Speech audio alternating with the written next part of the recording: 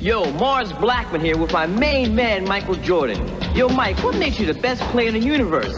Is it the vicious stunts? No, Mars. Is it the haircut? No, Mars. Is it the shoes? No, Mars. Is it the extra long shorts? No, Mars. It's the shoes then, right? Nah.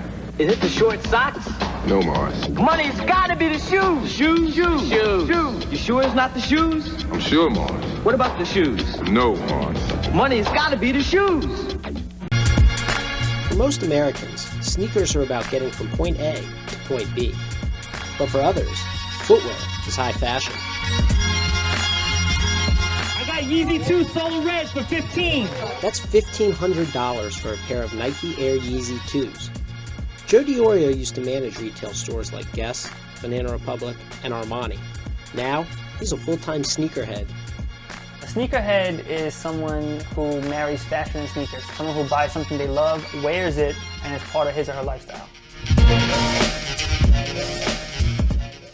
8 months ago, DiOrio started a business he calls the Soul Exchange. He organizes shows where hundreds of fellow sneakerheads gather to buy, sell, and trade shoes. What are you selling the fighter jets for? 280? It's great. It's great. Can't go wrong, man. The sneaker game exploded about 8 years ago when Nike, and other brands, started releasing limited edition shoes, like the Nike Dunk SB Tiffany. Within days, Tiffany's were going for $500. Since then, more high-end sneakers have been produced, prices have skyrocketed, and there's a growing market for collectible kicks. That's sneakerhead for shoes.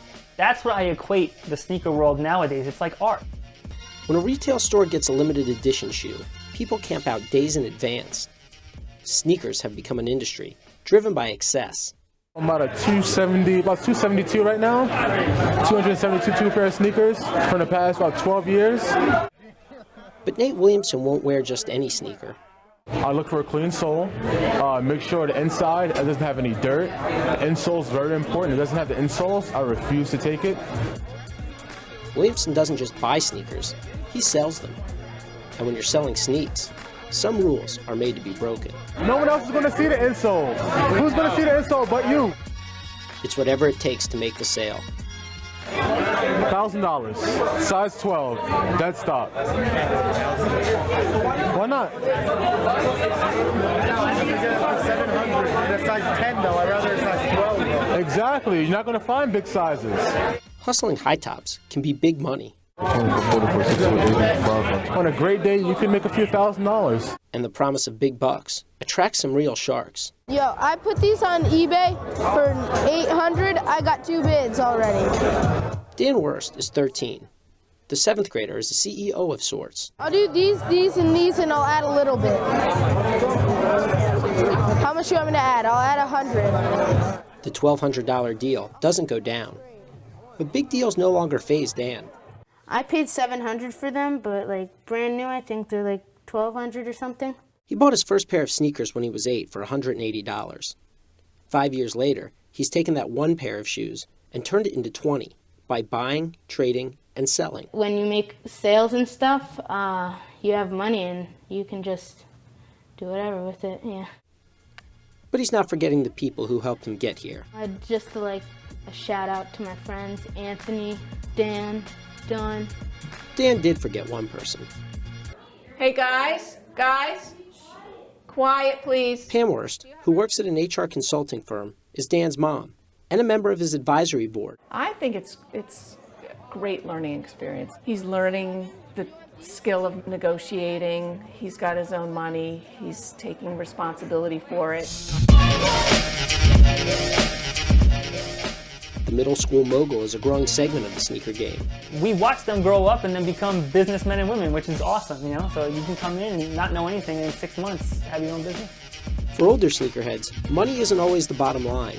People kind of, they tend to just give us the smirk, like, sneakers, huh? Not enough further to do your time at 33 years old? And it's like, dude, there's more to it. DiOrio believes sneakers have established a foothold in the fashion landscape that will keep them popular and sneakerheads in business for years to come.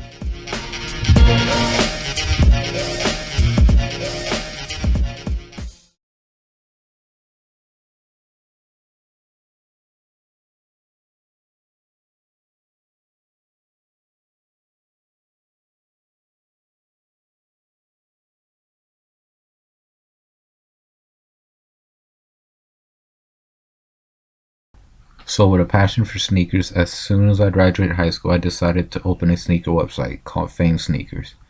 And dreaming of one day opening an actual storefront as one of my many business ventures after earning my college degree.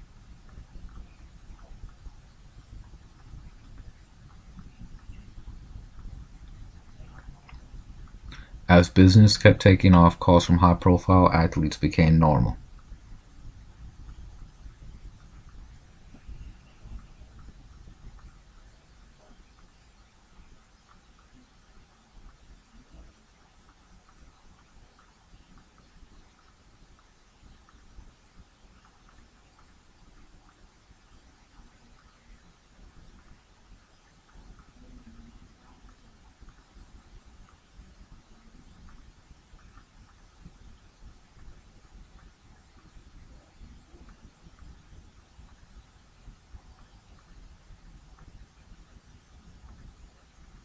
While at Valencia Community College, I took a mandatory class called Student Success that helped guide me in the right directions. After all, I had all the right dreams, but wasn't sure exactly how to accomplish it. After numerous assignments in the class, that helped me plan out my life and learn how to achieve my goals.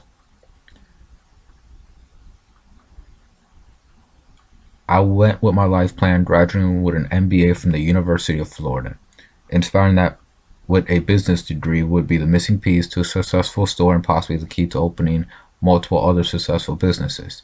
Feeling a MBA would be best to prepare me on how to actually run a business and manage the side of it. And soon enough, I opened my first sneaker store in Orlando, Florida.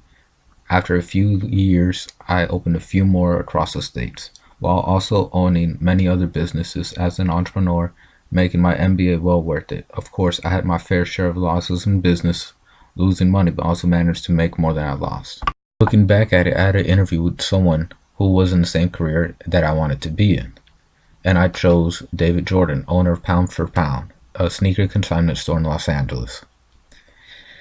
Once I interviewed him, he gave me two big lessons that I learned. One was that if you go into something giving 110%, you're going to get a 110% result. If you get 50% into it, you're going to get a 50% result at the end. So you always have to be sure to give it 100%. The other big thing I learned was when it comes to business and in life, sometimes you just really have to take the risk and jump in. You miss every shot you don't take, and you have to just jump into it sometimes, even if the odds are against you. As an entrepreneur, your career will always require risk financially or time-wise, or sometimes even both. So you just have to jump into it.